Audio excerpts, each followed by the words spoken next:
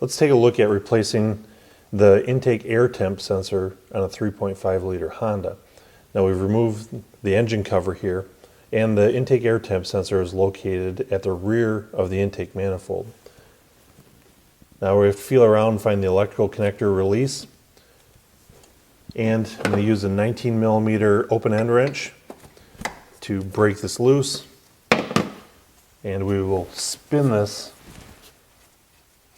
out of the intake.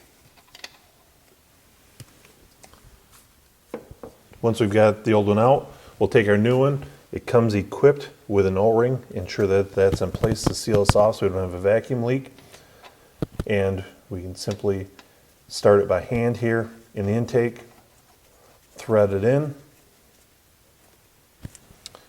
take our wrench again, snug it up, and correctly clock our connector, make sure it's locked on properly, and there you have it. We've just replaced the intake air temp sensor.